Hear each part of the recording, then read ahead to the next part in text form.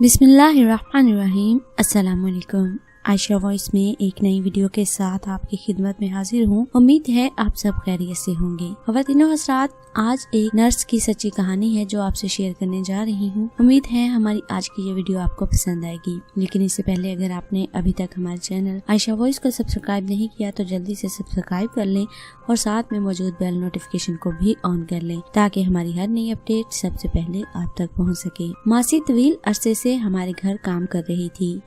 अब तो उसकी हैसियत घर के एक फर्द की हो चुकी है। वो सुबह 8 बजे आ जाती है, नाश्ता बनाती है, बर्तन धोती है, सफाई करती है, कपड़े इस्त्री करती है और दोपहर का खाना बनाने के बाद वापस चली जाती है।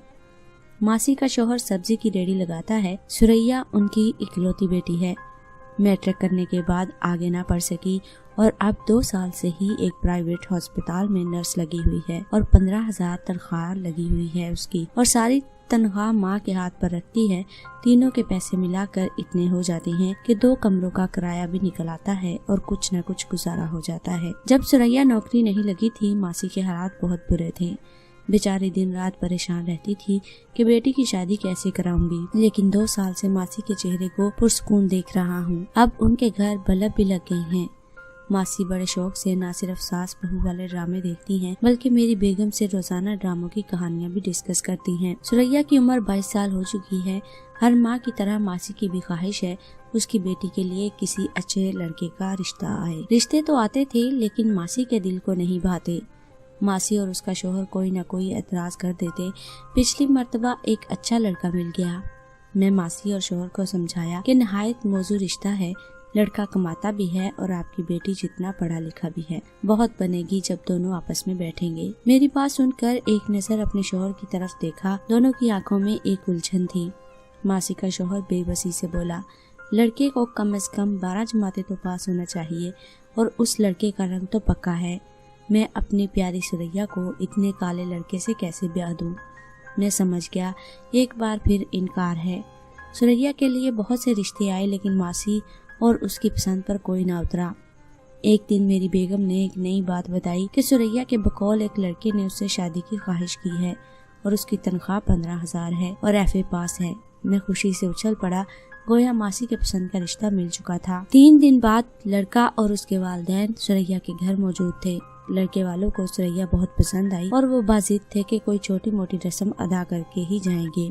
लेकिन मासी और उसके शौहर के चेहरे से अजीब सी परेशानियां यहाँ थी। उन्होंने सोचने के लिए कुछ वक्त मांगा और लड़के वालों को रुखसत कर दिया। मुझे गुस्सा आया और खुद पर कंट्रोल करते हुए पूछा, अब क्या मसला है? मासी बोली, साहब बाकी सब ठीक है लेकिन लड़का किराए के मकान में रहता है। मेरी सुरैया कैसे सुखी रहेगी? मैं दांत पीसते हुए, जैसे आपका शौहर आपको सुखी रखता है। ये सुनते ही मासी की आंखों में आंसू आ गए। साहब जी, मैं नहीं चाहती कि जैसे मैंने मुश्किल जिंदगी गुजारी है वैसे मेरी बेटी गुजारे। कुछ समझ नहीं आ रहा था कि मासी और उसका शौहर क्या चाहते हैं। एक दफा एक ऐसा रिश्ता भी आ गया जिसमें लड़के का अपना घर था, लेकिन मासी ने एतराज कर दिया कि लड़के की उम्र कुछ ज्यादा लगती है। एक और लड़के के बारे में मासी की शिकायत की गई कि उसको ऐनक क्यों लगी हुई है। सुरैया की उम्र गुजरती जा रही थी लेकिन मासी एक आइडियल दामाद की तलाश में थी। एक दिन मुझे शक सा गुजरा। मैंने बेगम से डिस्कस किया और मैंने एक छोटा सा ड्रामा करने की ठान ली। एक दिन मासी को सामने बिठाया और अपने एक दोस्त की तस्वीर दिखाकर कहा, मासी ये लड़का कैसा है? MA पास है, माँ बाप फौत हो चुकी हैं, एक किनाल के घर में रहता है, 2 लाख रुपए तनख्वाह लेता है और गाड़ी भी रखी हुई है। मासी के चेहरे पर बेचैनी के सार नुमाया थे।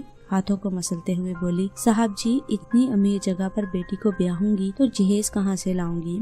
मैंने जल्दी से कहा, जहेज की फिक्र ना करें, लड़के ने कोई चीज लेने से इनकार कर दिया है। मासी पेशानी पर आए पसीने के कतरों को अपनी मैली चादर से साफ किया और कहने लगी, ठीक है, मैं कल सुरैया के अब्बा से पूछकर बताऊंगी। अगली सुबह जवाब तवक्को के ऐन मुताबिक था। ये जवाब पेश किया गया, उसको और बड़ी अच्छी लड़कियाँ मिल जाएंगी। फिर ये हमारी सुरैया से शादी पर रजामंद क्यों है? जरूर कोई ऐब होगा। बेगम भी उलझन का शिकार हो गई। कोई समझ नहीं आता कि मासी और उसका शौहर किस किस्म का दामाद चाहते हैं। इससे पहले हमारी ये परेशानी मजीद बढ़ती, एक दिन सुरैया सारी कहानी खोल दी। उसका पहला जुमला ही एटम बम था। सर झुकाकर बोली, मेरी शादी हो चुकी है। मैं हैरत से उछल पड़ा, ये तुम क्या कह रही हो? कब हुई और कहाँ हुई? اس کی آنکھوں میں کچھ ستارے سے جھلملائے اور کچھ دیر خاموش رہی اور گھبرائی ہوئی آواز میں بولی، میرے جیسی اکثر غریب ملازمت پیشہ لڑکیوں کی یہی پرابلم ہے، مگر اس سے کئی 15,000 ہونے بند ہو جائیں گے۔